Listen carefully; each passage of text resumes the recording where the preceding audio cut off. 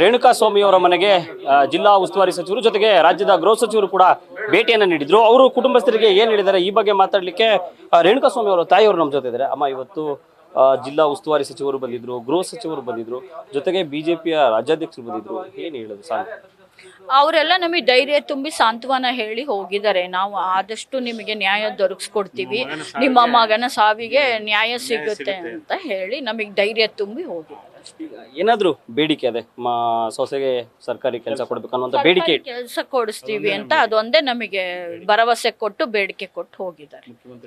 ನಡೀತಾ ಇರುವಂತ ತನಿಖೆ ಬಗ್ಗೆ ತಮಗೆ ಸಮಾಧಾನ ಇದೆಯಾ? ಹೇಗೆ ಸಮಾಧಾನ ಇದೆ, ಯಾಕೆಂದ್ರೆ ಪೊಲೀಸ್ನವರು ಚೆನ್ನಾಗಿ ಕೆಲಸ ಮಾಡ್ತಾರೆ. ಗೌರ್ಮೆಂಟ್ ಇಂದನೂ ಎಲ್ಲ ಸರ್ಕಾರದಿಂದನೂ ಎಲ್ಲ ತನಿಖೆ ಚೆನ್ನಾಗಿ ಚುರುಕಾಗಿ ನಡೀತಾ ಇರೋದ್ರಿಂದ ಆದರೂ ಇದ್ದೇ ಇರುತ್ತೆ ಎಲ್ಲೋ ಒಂದು ಕಡೆ. ಅದು ನಮಗೆ ಇದಿದೆ, ನ್ಯಾಯ ಸಿಗುತ್ತೆ ಅನ್ನೋ ಭರವಸೆ ಇದೆ, ಮಗನ ಆತ್ಮಕ್ಕೆ ಶಾಂತಿ ಸಿಗುತ್ತೆ ಅನ್ನೋದು ನಮಗೆ. ಮುಖ್ಯಮಂತ್ರಿಗಳ ಜೊತೆ ಮಾತಾಡ್ತೀವಿ ಅಂತ ಹೇಳಿದ್ರು, ಅದ್ರ ಬಗ್ಗೆ ಏನು?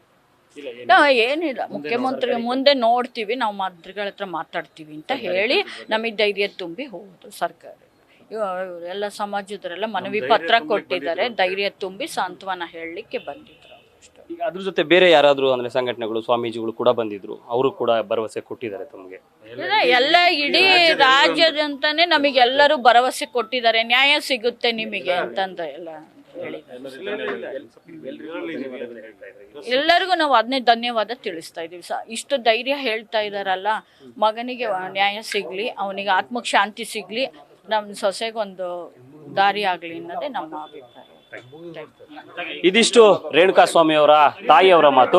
ಈ ಒಂದು ಪ್ರಕರಣ ಸರಿಯಾದ ದಿಕ್ಕಿನಲ್ಲಿ ತನಿಖೆ ನಡೀತಾ ಇದೆ. ನಮ್ಮ ಮಗನ ಸಾವಿಗೆ ನ್ಯಾಯ ಸಿಗಬೇಕು, ಆರೋಪಿಗಳಿಗೆ ಶಿಕ್ಷೆ ಆಗ್ಬೇಕು ಅನ್ನುವಂತ ಒತ್ತಾಯವನ್ನ ಅವ್ರು ಮಾಡ್ತಾ ಇರುವುದು. ಕ್ಯಾಮ್ರಾ ಪರ್ಸನ್ ಲೋಕೇಶ್ ಜೊತೆ ಮಧು ಇಂಗಳಿದಾಳ್, ನ್ಯೂಸ್ ಫಸ್ಟ್, ಚಿತ್ರದುರ್ಗ.